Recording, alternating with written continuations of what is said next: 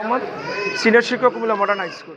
আমরা আজকে আসছিলাম 9/11/2025 তারিখে জেলা প্রশাসক মহোদয় বরাবর আমরা একটা অভিযোগ দিয়েছিলাম। সেই অভিযোগের পরিপ্রেক্ষিতে এখন পর্যন্ত আমরা কোনো তদন্ত কোনো কিছু পাই নাই বিধা আজকে আবার বর্তমান ডিসি মহোদয়ের কাছে একটা আবেদন দিয়েছি। সেই আবেদনের পরিপ্রেক্ষিতে আজকে আমরা এডিসি শিক্ষা মহোদয়ের সাথে কথা বলেছি। আমাদের অভিযোগটা যাতে আমরা অভিযোগ করার পর 20 তারিখ আমরা 12,02,027 টাকার একটা অভিযোগ করেছি। গত 20 তারিখে প্রায় 4 লক্ষ টাকার উপরে তারা জমা দিয়েছে। তো আমরা চাই যে সুষ্ঠু তদন্তের মাধ্যমে স্কুলের সৌন্দর্য হোক এবং যারা এটার পিছনে যারা ইন্ধনদাতা আছে তারা মব সৃষ্টি করে তাদের বিরুদ্ধে আইনগত ব্যবস্থা না হোক এবং যদি বর্তমান ভারপ্রাপ্ত প্রধান শিক্ষক যদি কোনো অপরাধী হয়ে থাকে ওনাকে এ চেয়ারতে সরাই দেওয়া হোক এবং ওনার দৃষ্টান্ত বিচার কামনা করছি। আর যদি উনি নির্দোষ প্রমাণ হয় অবশ্যই উনি থাকবে, আমাদের তাতে কোনো অসুবিধা নেই। সবাইকে ধন্যবাদ। আমি মনিরুল ইসলাম হায়দার, সিনিয়র শিক্ষক, Comilla modern high school, Comilla. আমাদের ভারপ্রাপ্ত প্রধান শিক্ষক জনাব নুসরাত জাহান, উনি প্রায় গত 1 বছর দায়িত্বে আছেন। উনি দায়িত্বে থাকা অবস্থায় বেশ কিছু আর্থিক অনিয়মের আমরা কিছু আর্থিক অনিয়ম দেখেছি এবং সেই আর্থিক অনিয়মগুলি নিয়ে আমরা একটা প্রতিবেদন, একটা অভিযোগ দাখিল করেছি ডিসি মহোদয়ের কাছে এবং এডিসি মহোদয় সহ বোর্ডের চেয়ারম্যান মহোদয় সহ সবার কাছে আমরা অভিযোগ দিয়েছি। ইতিমধ্যে আমাদের অভিযোগ দেওয়ার পরে গত 20 তারিখ নুসরাত ম্যাডাম উনি 20,14,000 টাকা 4,14,000 টাকা ব্যাংকে জমা দিয়েছেন এবং আরও কিছু বাউচার করে আমরা এডিসি মহোদয়ের কাছে অনেক উনি জমা দিয়েছেন, কিন্তু আমরা হিসাবটা বুঝে পাইনি। আমরা একটা তদন্ত দাবি রাখি এবং এই সূক্ষ্ম তদন্তের মাধ্যমে আমাদের আর্থিক অনিয়মটা যেন নিয়মের মধ্যে আসে এবং বিদ্যালয়ের জন্য সুন্দরভাবে চলে, আমরা সেই দাবি জানাচ্ছি। 14,000 টাকা গতকাল জমা 20 তারিখে জমা দিচ্ছি অনেক পয়সা দিয়ে অসম্ভবতা আসছিল। আমাকে দেখানি, আমার সাথে বিষয়টা নিয়ে আমি দেখেছিলাম। বুঝবো না, আমরা একটা তদন্ত আপনাদের তদন্ত এটা তাহলে আমরা তদন্ত অলরেডি একটা দিয়েছি, কিন্তু আমি বুঝতে পারছি না একই বিষয় কিনা। একই বিষয় যদি হয় আর্থিক অনিয়ম স্যার, একই বিষয় আর্থিক অনিয়ম মানে ওই একই চিঠি। আচ্ছা, একই চিঠি হলে এটা আমরা কি করতে পারি তাহলে? স্যার উনি ঠিক তো আছে, আমরা যাকে তদন্ত দিয়েছি উনি বলতে গেলে স্যার সম্মানিত সম্বোধন করে বলছে না, উনি কি করেছে এটা আমার আমি এখন আপনাদের সাথে কথা বলছি।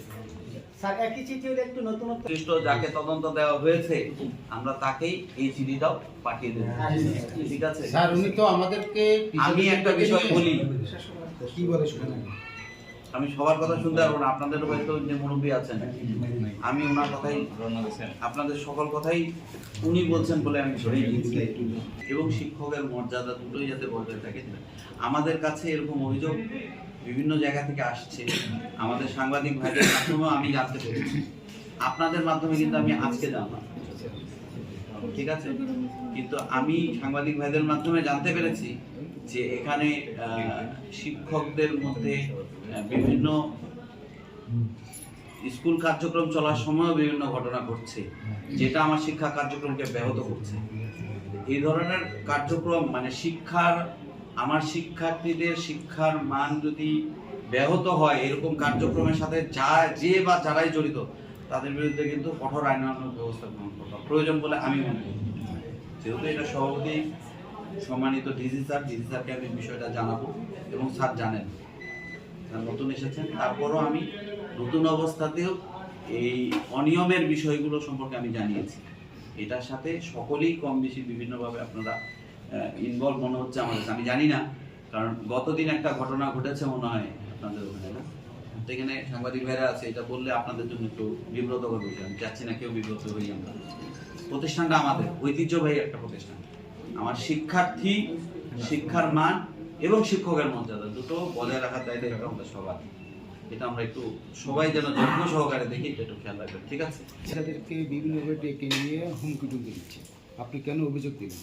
এটা তদন্ত চলাকালীন সময় তো উনি স্যার এগুলো করতে পারেন না। সেটাও আপনি আমাকে লিখিতভাবে দেন।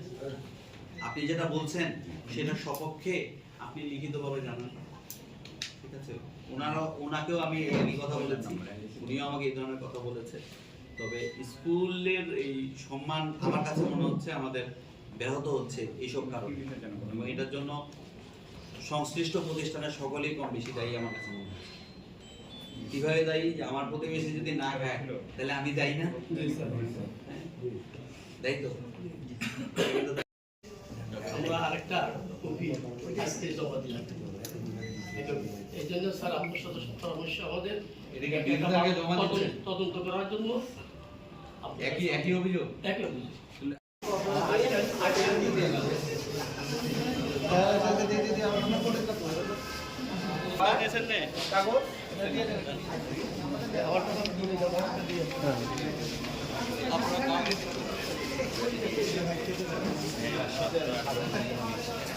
Oh, I like that.